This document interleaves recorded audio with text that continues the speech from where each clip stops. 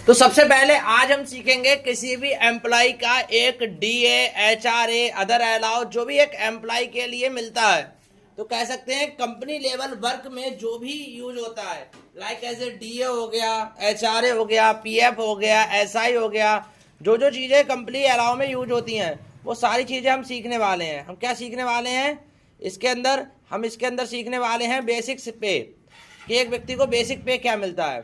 Basic पे के बाद सीखने वाले हैं ग्रेड पे क्या मिलता है, जो ग्रेड पे होता है वो क्या मिलता है।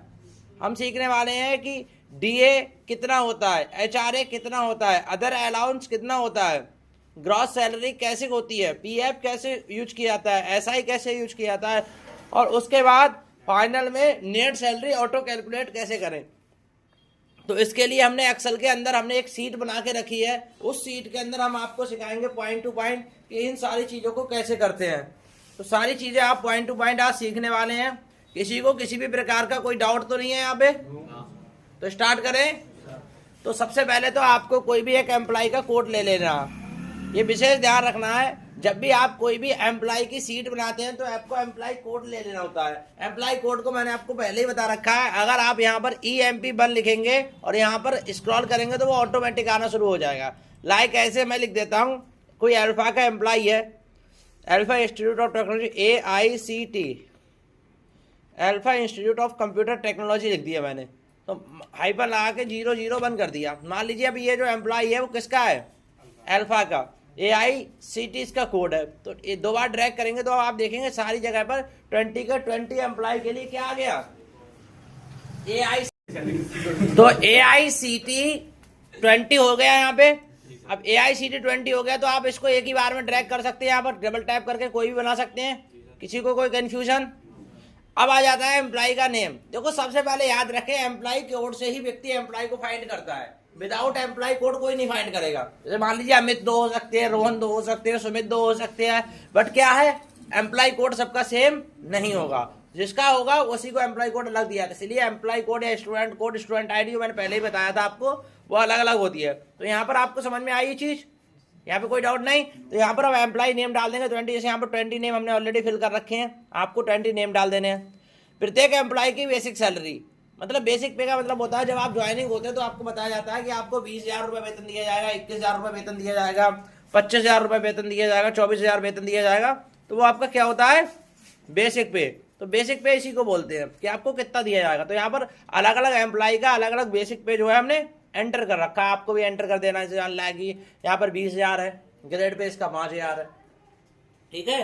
तो इस प्रकार से आपको एक बेसिक पे देना है। तो एक होता है ग्रेड पे। ग्रेड पे जो भी दिया जाता है स्टूडेंट को एक्स्ट्रा, सॉरी एम्प्लॉय को एक्स्ट्रा जो दिया जाता है वो होता है ग्रेड पे। इसके बाद इसको एक होता है डीए। डीए क्या होता है, डीए के बारे में मैं अगर आपको बताऊं, अगर हम बात करें बेसिक पे की, तो बेसिक पे एक कर्मचारी को मिलने वाली मुख्य सैलरी होती है, जिसमें सभी भत्ते डीए, एचआरए और इसी के आधार पर निकाले जाते हैं। तो समझिए बेसिक पे का मतलब होता है जो आपको दिया गया अमाउंट है, मतलब आपको जो एग्रीमेंट बेस पे आपको कंपनी में लिया जाता है, बताया जाता है कि आपको 25,000 रुपीज मिलेंगे, आपको 30,000 रुपीज मिलेंगे, आपको 28,000 रुपीज मिलेंगे। तो उसके अंदर डीए और एचआरए इसी के आधार पर निकाले जाते हैं। इसकी एक मुख्य सैलरी होती है, उसे बोलते हैं हम कितना, बेसिक पे। जैसे एग्जाम्पल के लिए अगर किसी व्यक्ति का बेसिक पे 20,000 है तो उसको बाकी अलाउंस इसी पर कैलकुलेट होंगे। मतलब अगर और चीजें जो दी जाएंगी, जैसे मान लीजिए 5% उसे और इंक्रीमेंट दिया जाएगा, तो 20,000 का 5% और दिया जाएगा, तो 20,000 में 5% जोड़ा जाएगा। तो बेसिक सैलरी के आधार पर उसे अलग अलग अलाउंस दिए जाते हैं। आई समझ में? तो बेसिक सैलरी का मतलब होता है एक नियत सैलरी। मतलब अगर आपसे कह दिया हमने कि हमने 10,000 रुपए आपको देने हैं, अचानक से हमारा मन हुआ कि आपको 20% इंक्रीमेंट करना है, मतलब 20% सैलरी बढ़ानी है, तो 10,000 पर 20% लगाओ, कितना होगा, 12,000 रुपया। तो अगली बार जब आपको मिलेगा तो कितना मिलेगा, 12,000 मिलेगा रुपया। तो आपको समझ में आई ये बात, बेसिक पे क्या होता है। बात करते हैं ग्रेड पे। ग्रेड पे क्या होता है, यह अतिरिक्त राशि होती है जो कर्मचारी के पद, पोस्ट के अनुसार मिलती है। मतलब जो कर्मचारी जितना अच्छे लेवल का, उसको उतना लेवल का ग्रेड पे मिलता है। तो ग्रेड पे का मतलब होता है एक अतिरिक्त राशि जो कर्मचारी के पद और उस कर्मचारी के नौकरी के हिसाब से मिलती है। जो भी उसका पद है उसके हिसाब से उसको ग्रेड पे दिया जाता है, ठीक है। ऐसे होता है एक डीए। डीए क्या होता है, एक महंगाई भत्ता होता है। ठीक है। जो सरकार या कंपनी महंगाई के अनुसार भत्ता देती है उसे क्या बोलते हैं? डीए। ये बेसिक पे का प्रतिशत होता है। मतलब बेसिक पे आपका बेसिक सैलरी आपकी 20,000 है, उसमें हमने 5% डीए दे दिया, 2% डीए दे दिया, 0.5% डीए दे दिया। तो डीए जो होता है वो आपके महंगाई के अनुसार दिया गया भत्ता होता है, ठीक है। आगे आती है डीए के बाद एचआरए। एचआरए का मतलब होता है मकान का किराया, हाउस रेंट अलाउंस। एचआरए का मतलब क्या होता है? House rent allowance. ये किराए के मकान में रहने वाले कर्मचारियों को मिलता है। मान लीजिए कोई सब इंस्पेक्टर है, अब वो बाहर रह रहा है किसी मकान में, और उसका 5,000 रुपए जो है वो किराया है, तो उसको एचआरए के रूप में रुपए दिया जाएगा। जैसे मान लीजिए 5,000 रुपए एचआरए दे दिया जाएगा कि इसको 5,000 रुपए इसके मकान में रह रहा है, इसके लिए किराया दे दीजिए। जैसे गवर्नमेंट कोई हॉस्टल अलाउ नहीं कर पा रही है उसको रहने के लिए, तो क्या देगा? गवर्नमेंट ने क्या किया कि जो आपके किराया लगेगा वो हम आपको देंगे, तो उसे क्या बोलते हैं? एचआरए। किराए के लिए मकान में रहने वालों के लिए मिलता है। मतलब ये ऐसा नहीं है कि आपको खाने का मिल रहा है, पीने का मिल रहा है, किसका मिल रहा है? जहां वो एम्प्लॉय किराए पे रह रहा है उसको देने के लिए। अरे कोई भी एम्प्लॉय है वो बाहर रहेगा तो किराए का रुपए देगा, देगा। जैसे मान लीजिए किसी की 30,000 रुपये सैलरी है, अचानक से उसे दुबई भेज दिया जाए, दुबई भेज दिया जाए एक काम के सिलसिले में।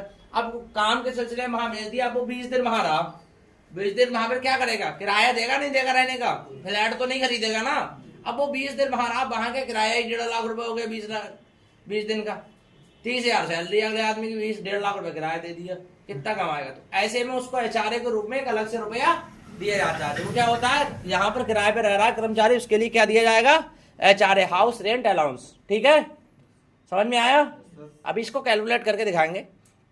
अगर अलाउंस में अन्य भरते होते, जैसे मान लीजिए मेडिकल अलाउंस हो गया, आप कोई मेडिकल लीव ले रहे हैं तो मेडिकल अलाउंस हो गया, ट्रैवल हो गया। मतलब अब आप किसी कंपनी में लोन डिपार्टमेंट में जॉब कर रहे हैं, लोन डिपार्टमेंट ने 20,000 रुपया आपकी सैलरी दे दी। अब क्या हुआ? उन्होंने कहा कि बरेली से बदायूं जाओ विजिट करने के लिए, 50 किलोमीटर की रेंज है, आपके पास सुपर स्प्लेंडर हो, अपाचे हो, कोई भी एक गाड़ी हो जो 200 रुपए का पेट्रोल खाती है, ठीक है, तो 200 रुपए का आपने पेट्रोल फूक दिया, तो 200 रुपए से अगर उसने 30 दिन भी अगर आपको ऐसे भेज दिया तो कितना कटेगा? 6,000। सैलरी कितनी रह गई? 14,000। तो ऐसे में आपको ट्रेवल अलाउंस होता है, जितना भी आप जा रहे हो वहां पर ट्रैवल होता है। बीच में आप खाओगे पियोगे भी तो ये भी एक स्पेशल अलाउंस के अंदर आता है।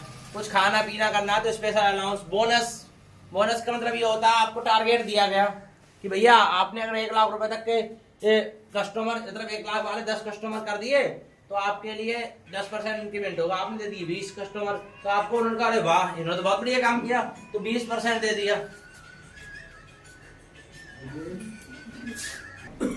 इसके बाद होते हैं अदर अलाउंस में। अदर अलाउंस में medical, travel, special allowance, bonus, ये सभी आते हैं। तो यहाँ तक आपको समझ में आई गई होगी। अब आती है ग्रॉस सैलरी, कुल कटौती के बाद जो मिलने वाली सैलरी होती है, मतलब पूरी सैलरी होती है उसके बाद जो कटौती होती है, कटौती के बाद जो मिलने वाली सैलरी होती है वो क्या होती है? हमारी ग्रॉस सैलरी। जैसे basic salary plus grade pay plus DA plus HRA plus other allowance. मतलब एक सैलरी के अंदर कई चीजें मिलती हैं। आपने मान लीजिए बेसिक सैलरी आपकी कितनी है? 20,000। 20,000 में आपको ग्रेड पे के हिसाब से 5,000 रुपया एक्स्ट्रा मिल गया। 20 और 5 25, 10,000 रुपया आपको मिल गया डीए, बच्चे 10 35, एचआरए रहने का मिल गया 4,000, 35 और 4 39 और 1,000 रुपया मिल गया अदर। टोटल आपको कितना वेतन मिला? 40। तो आपको 20,000 की बेसिक सैलरी में बढ़ते बढ़ते कितना मिल जाएगा? 40। तो इस प्रकार से आपको मिलता है। ऐसे होता है पीएम, प्रोविडेंट फंड, ये भविष्य निधि होती है। मतलब जानिए आप एलआईसी के अंदर के बीमा करते हैं तो एलआईसी का बीमा क्या आपको तुरंत मिलता है? 10 साल 15 साल की टर्म्स होती है, 5 साल की टर्म्स होती है, 10 साल की तो होती नहीं है। 10 साल बाद आपको एक नियत राशि दी जाती है कि आपने 1 लाख दिया, आपको 1.5 लाख दी जाएगी। फॉर एग्जाम्पल के लिए कोई क्लियर नहीं है तो ऐसा अगर आपको एक साल बताई जाती है कि आप धीरे धीरे करके आप अपनी सैलरी में से कटौती करके जमा कीजिए, 10 साल बाद हम आपको इकट्ठा करके आपका पैसा दे देंगे। तो ये हमारे लिए 100% आपका रुपया सेफ है हमारे पास, हम दे देंगे। तो लोग एलआईसी में बीमा करते हैं, ऐसे लाइफ इंश्योरेंस करते हैं, बहुत सारी चीजें आपको भविष्य के लिए आप यूज करते हैं। तो ऐसे ही प्रोविडेंट फंड होता है। जो भी एम्प्लॉय काम करता है उस कंपनी में तो वो आपका पीएफ काटते हैं, मतलब आपकी सैलरी में से 12% कटौती करते हैं। ये भविष्य के लिए आपके करते हैं, उसका आपको ब्याज भी देते हैं और आपका पैसा भी देते हैं। तो प्रोविडेंट फंड आपका सैलरी में से कटता है। प्रोविडेंट फंड क्या होता है? सैलरी के अंदर से कटने वाली राशि होती है। ये बात आप याद रखें, प्रोविडेंट फंड भविष्य आपकी सैलरी में से कटने वाली राशि होती है, ये हमेशा माइनस होगी। सही है। उदाहरण के लिए आपकी 20,000 रुपए सैलरी है, उसमें से 12% प्रोविडेंट फंड कट जाएगा तो बचा कितना? 24,000 रुपए कट गया, और 20,000 में 2400 काटो तो लगभग कितना बचा? 17,600। ठीक है। ऐसे होता है एसआई, और एसआई और होता है ईएसआई, एम्प्लॉय स्टेट इंश्योरेंस, मतलब एम्प्लॉय के स्टेट का इंश्योरेंस।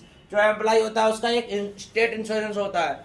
ये मेडिकल सुरक्षा के लिए, कटौती के लिए होता है, या ग्रॉस सैलरी का प्रतिशत भी हो सकता है। अब आप ये समझिए, आप किसी कंपनी में काम कर रहे हो, सिविल इंजीनियर हो, अब कंस्ट्रक्शन पे वो हो, अब कंस्ट्रक्शन में आपकी कोई भी दुर्घटना होती है तो ऐसे में आपको एक जो ईएसआई करता है वहां से भत्ता मिलता है। मान लीजिए आप बहुत अच्छे लेवल के हो, इसकी आपकी 1.5-2 लाख सैलरी है, तो वहां पर आपका ईएसआई अधिक करता होगा, तो उसी हिसाब से आपको 2 करोड़ 5 करोड़ रुपए मिलेगा। तो ये वो फंड होता है जो आपका मेडिकल के लिए करता है। मान लीजिए आप कोई काम कर रहे हो, अचानक से आपके हाथ पैर में चोट आ जाती है, तो आपका पूरा इलाज वो ईएसआई के अंतर्गत से होगा।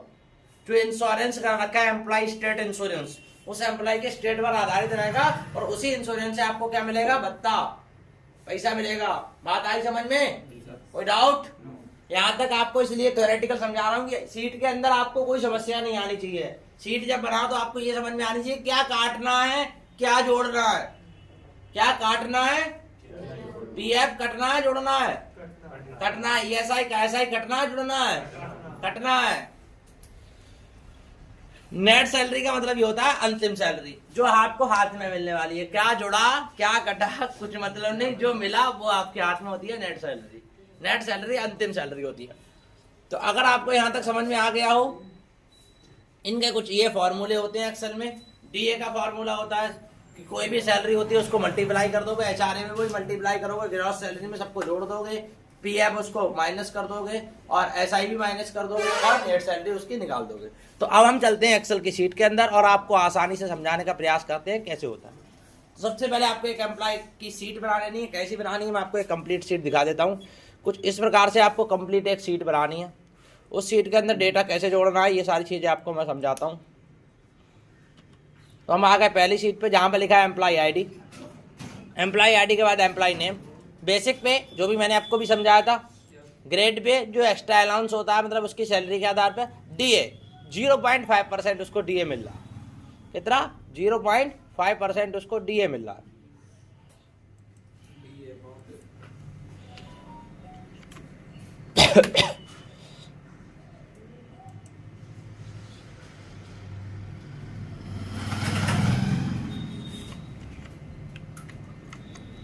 तो यहाँ पर इसके 5% सबको डीए दे देते हैं।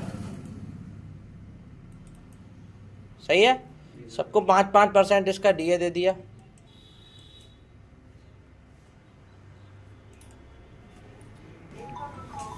तो इसमें आपने इसको डीए दे दिया। डीए के बाद एचआरए। तो सबसे पहले हम डीए निकालना सीख लें।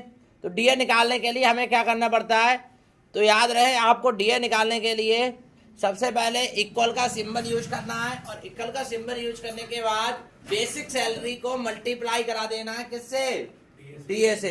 बेसिक सैलरी को किससे मल्टीप्लाई कराना है? डीए से। तो आपका डीए आ जाएगा इस प्रकार से। जैसे करके दिखाते हैं। इक्वल बेसिक सैलरी हमारी 21,000 है, मल्टीप्लाई करा दी हमने डीए से। तो यहाँ पर आप देखोगे डीए निकल के आ गया। कभी कभी केसेस में क्या होता है, यहाँ पर आपको जो डीए होता है वो ऐसा लिखा होता है, परसेंटेज में ना लिखा होगा, खाली लिखा होगा 5। क्या लिखा होगा? 5। तो 5 लिखा हो तो यहाँ पर परसेंटेज सिंबल हटा के नंबर कर देते हैं। तो 5 लिखा हो तो क्या करेंगे ऐसे में? अगर आपको 5 लिखा हो तो क्या करेंगे? वही equal basic salary multiply DA divide by. आगे समझ में?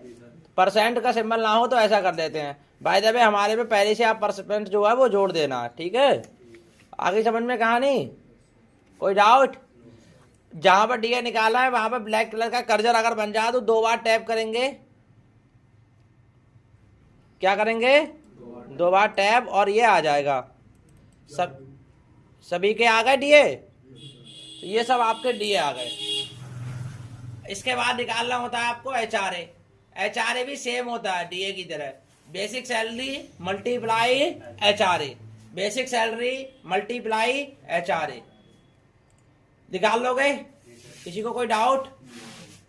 देखो एक बार, बेसिक सैलरी मल्टीप्लाई HRA, सही है? वही डबल टैप कर देना और HRA बाहर।